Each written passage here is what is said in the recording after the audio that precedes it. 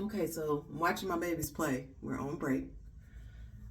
There is this lie I've been telling myself, and I don't know who this is for, but I thought that I could only try or attempt one thing at a time. Like if I had a lot of interests or gifts or aspirations, around fifth grade is when I began this lie in my head that I had to choose. When I was in fifth grade, I wanted to be Whitney Houston, I wanted to sing, and I wanted to be Florence Griffith Joyner, I wanted to be FloJo. I wanted to run and I wanted to sing. I wanted both equally. And then around fifth grade, it was like I got to choose. And I don't remember who or what put it in my head, but I know it was the enemy, because why couldn't I have pursued everything that my heart desired, everything I wanted, you know?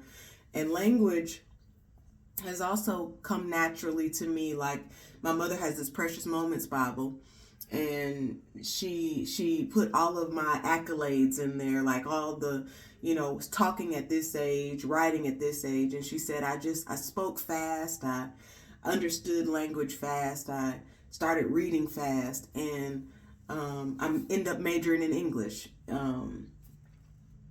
But there was this lie that still I have to shout the noise out in my own head before anyone says anything. That is like I have to pick one gift. I have to do one, and I have to do it well. Only in this area can I succeed if I'm only focused on one thing. But I have several things that I feel God has given me that He wants me to give to others, that He wants me to use. And for some reason, there's just been this brick wall in my own mind of like, I have to pick one.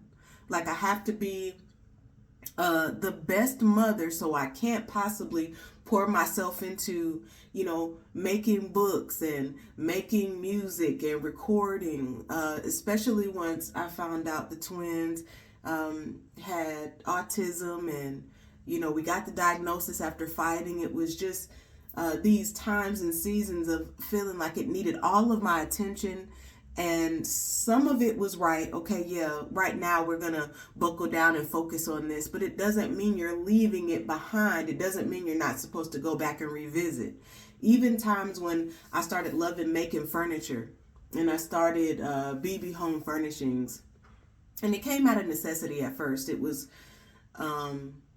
really expensive. It's really expensive to, make your own things for your house, not make your own things, but to buy things for a house, And if I'm not trying to put it on a credit card, my husband and I, where we were financially is like, well, I love to make things. I love to create. Well, I can make it, some of this I can make.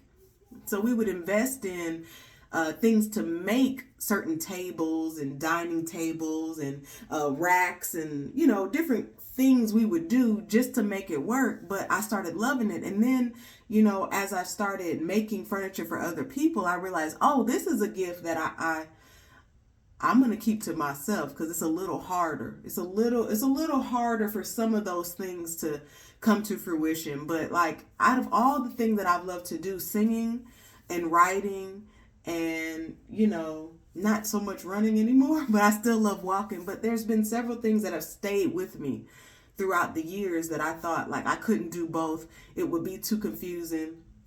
So all of that to say, stay with me. If you have several things you want to go for, if you have several avenues you want to take, try your best to schedule what you can. Your mind. What you have on your plate. Try your best to schedule what you can, to get what you can get done. And make time for those gifts. Make time for those things that you're going to give back to people. Because it's no good. It's no good if you only singing for yourself. Whatever it is, it doesn't have to be singing. It's no good. God gave you something so you could give it back. And it doesn't matter who can do it better. And it doesn't matter who does it at this expert level. You know what I'm saying? You do what God gave you to do. And do it with all of you, and thank God for it. And don't worry about who might be worried about, or don't worry about your own self, the enemy that might be keeping you from doing what it is you're supposed to do. Do all of the things. Everything that you love, everything that's gifted to you, everything that you're supposed to do, do it. All right.